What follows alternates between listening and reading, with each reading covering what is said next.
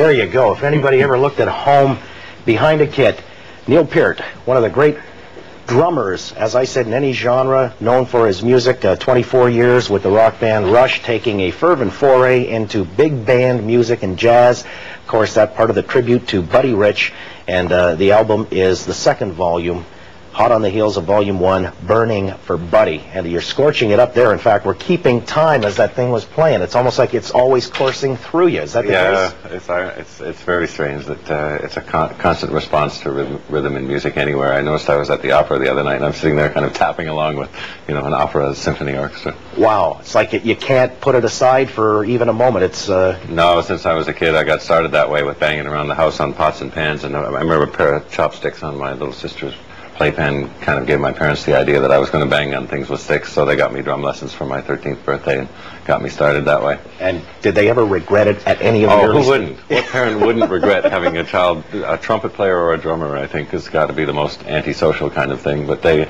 always stood up for me against the neighbors, and they let me practice until they just couldn't bear it anymore. And they were really great about it. And, of course, it's paid off in spades. I guess you're doing the thing that you're drawn to just as a natural avocation, but you've also strayed a little bit from rock and roll that most people recognize you for. As I said, 24 years. Boy, talk about longevity and a band that's lasted, enduring. You've gone into jazz. When I say gone into, it was always there, lingering sort of in the backdrop, wasn't it? Well, seed was planted in childhood, certainly, because it was my dad's favorite music, and I think it kind of crept into me. But even so, just from a pure drummer's point of view, it's the only other style of music besides what I do in Rush that I like equally, because it allows equal amounts of structure and improvisation. And I like both. You know, I don't like to have just improvisational music because it's really in front of an audience, I think, a bit risky, as many improvisational musicians have told me. On the other hand, of course, if it's too structured, then you just become playing a rote part, and that's not very good either. So what we've done in the band, of course, we've always combined both and allowed improvisation to happen if it can. You know, if the night is magic, we always plant stepping stones through our music to let us step out, or through my drum solo, it's a structure. But that structure allows me to rise to whatever height I'm capable of on that day. And big band appeals to me in that way because there's solos, there are ensemble sections where the band works together, and it's exciting. There's lots of activity, but there's subtlety, and there's just all those elements that I like about Rush's music are also present in big band music. So my first experience of it was playing it live, and it was a bit frustrating because there's a 15-piece band, and I'm used to playing by ear, of hearing what's going on around me, and I couldn't. So I felt a bit at sea, and after the fact, I felt a little bit down about it, but then thought, well, do it again, do it better. So I was looking for an opportunity to get into the studio and try it, and we had a break from Rush for a while. I thought, okay, now's the time.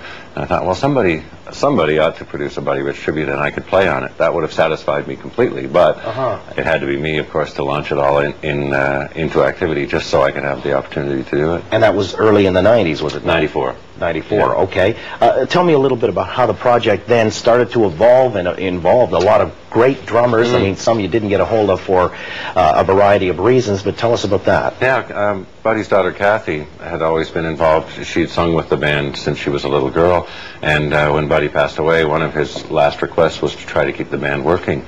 And so she held a scholarship in Buddy's name and would hold a concert every year or so with guest drummers playing with the Buddy Rich Big Band. And so I got together with Kathy, and together we contacted. She had great connections, of course, among all these drummers, and we started making a list of who we thought ought to be included from the jazz field. Some of Buddy's contemporaries like Ed Shaughnessy, Joe Morello, Max Roach. Well, we remember Ed Shaughnessy from the Tonight Show. The Tonight Show, exactly. He was the Tonight Show all those years, and Buddy, of course, was a guest, I think, 70 times on there. Because Johnny loved drums. Johnny was a frustrated drummer, and also the repartee between the two of them, for sure. and Buddy's outspokenness, you know, just worked so well on TV. He seemed a little off kilter, and I could never read him right if he was, you know, just being, say, difficult to get along with, or it was his quirky sense of humor. It's the classic personality where he was so kind and soft that he had to cover it up with a hard facade. So he did. He would growl at people, and he was always really opinionated and had a you know, quite a bad temper. But behind it all, I just hear now all of the musicians that worked with him and were on the receiving end of temper tantrums and rages, they just can't talk enough about how much they miss him and how much they love him, and because his generosity was always there, and his his lead saxophone player, Steve Marcus, who was with him for, I don't know, maybe 20 years, and was always his liaison, would tell me stories that Buddy would come off stage, "You ever play like that again, you're fired and you're out of here." And he would knock a table into his leg, and he would stop in the middle of his tirade. "Are you all right?"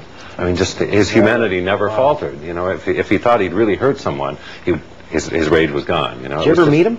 No, never did. Ironically, that I've come to know his music so well, that his family, all of his musicians, his best friends, all his life. I've met them all now, and I feel as if I've known him, but I actually never did. Well, it's quite a tribute. I mean, to be involved in such a project, it goes without saying when you're bringing this pantheon of great drummers together to pay homage to the man, by extension keeping, you know, the legacy alive. Would you say that, I mean, it's a fair assessment that he was the greatest drummer? Beyond doubt, yeah. And all of the other people who might have worn that crown, Gene Krupa always said, look, there's Buddy, and then there's everybody else. And Joe Morello, one of the all-time greats with Dave Brubeck and Take Five and all that, a legendary technician. My first drum lesson, there was a picture of Joe Morello on the wall, and he just says, Buddy, man, there's no comparison. And it's true. There's a little clip I think we're going to look at of him, and the stuff he's doing on there, I can tell you from a drummer's point of view, it's impossible.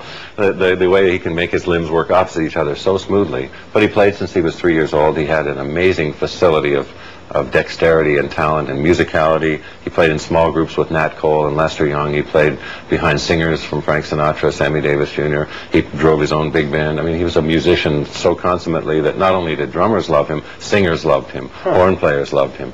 I mean, he could do anything, and would. He would completely subvert his ego to play in a small group, you know, just a trio, and he'd be with brushes, played beautiful brushes, just as delicate as could be, and he was just a total musician. He's, of course, remembered mostly outside of drummers for the fiery solos and so on, but he could actually do anything. Let's hang on to that. You've just opened a whole Pandora's box, or wealth of things that I'm curious about, and I'm sure the listeners, our viewers, are as well, and we'll invite their calls for Neil Peart, drummer for the rock band Rush, and we're entering sort of a world that I'm a complete Philistine where that is concerned, but I want to know more about Buddy Rich's technique, and that we'll show that clip too when we come back. Stay with us. We're up and running live on Life. The toll-free is available with the drummer for Rush, Neil Peart. We're back in a moment.